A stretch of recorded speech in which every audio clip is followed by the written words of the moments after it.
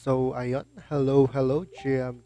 Kamusta? So, andito na naman tayo sa ating Project Sino content. So, andito na tayo sa episode 2, part 10 ng ating Project Sino video. So, ano nga ba yung gagawin natin ngayon? So, ang gagawin natin ngayon is maghahanap tayo or gagawa tayo ng new lineups na pwede natin gamitin dito sa 3K MMR. So, just so you know guys, kaka 3K lang natin. So, yun, sana tuloy-tuloy yung pagkapanalo natin. So, punta tayo sa deck. Punta tayo sa deck. So, ayun yung gagawin natin. Re-remove lang muna natin yan sila. So, ano nga ba yung ano?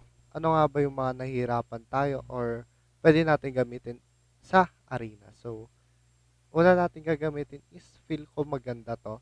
So, ang unahin natin gamitin ay ito, si Grappler. So, si Grappler guys, para siyang ano, sobrang laki ng ano, ng damage na binibigay niya.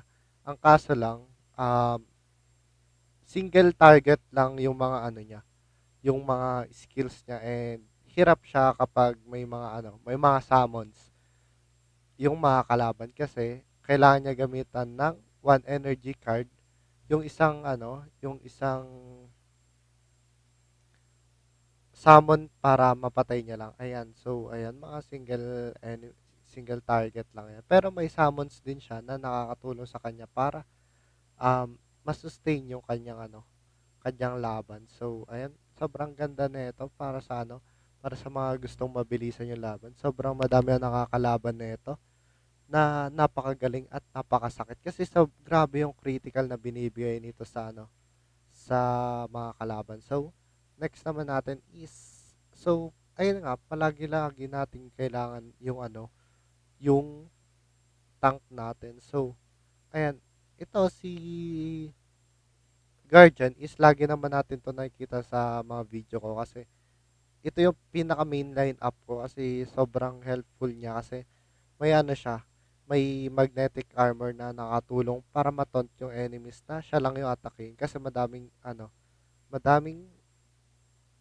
seno na namba-backdoor at sa likod tumitira. So basically kapag na magnetic armor mo siya, magnetic armor is siya yung ano, siya yung tatargetin at titirahin. So next naman natin is si Psychic. So si Psychic kasi siya yung napakalaki damage sapagkat ano, isa rin siya sa main lineup ko.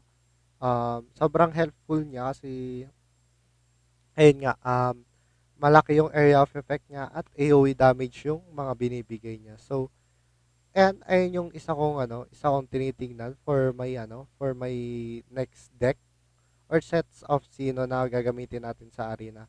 And next naman natin is yung sobrang burst. So, ang gagawin natin is, ang unahin natin ay si Breaker. So, si Breaker kasi, nakita ko to, medyo makunat siya and maganda sobra yung mga skills niya. So, if may mga summon, nauurat sa kanya pag may mga summon. And also may area of effect na tayo. So gagamitin natin si Ninja. So si Ninja, sobrang laki ng damage na binibigay niya.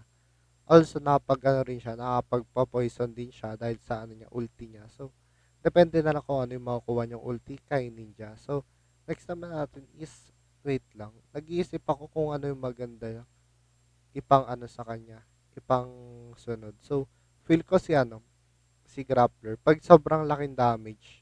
Ang kaso, pag ganito yung lineup mo, kailangan mong ma-burst out kagad yung pinaka main damage dealer nila kasi wala akong energy gain at kukulangin tayo sa energy kapag bumers tayo. Pero kapag ano naman, nagsisamon lang naman yung kalaban, sobrang ganda ng mga skill ni Breaker dito.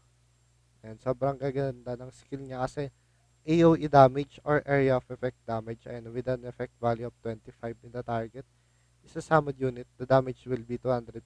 Kapag summon pa yung kalaban is magki-critical pa or mas mataas yung damage unlike sa mga ano, sa normal na damage niya sa mga sino. So, ayun, ito yung pangalawa. So, una natin ito. May ano tayo, may Guardian, may Grappler at may Psychic. So, if ever naman, pwede kayong ano, tumingin sa mga YouTube channel ng mga iba diyan para makakita kayo ng lineups. Pero sa akin, ito yung ano ko, ito yung recommended ko for ano. So ito yung pinaka main lineup ko. Ayan, ayun yung pinaka main lineup ko.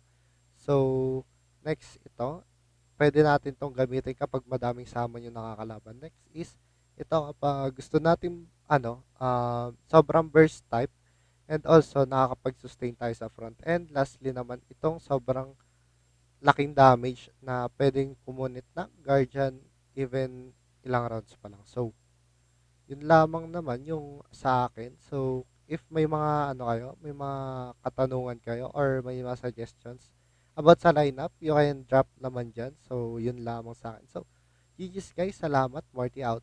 Peace. Bye-bye.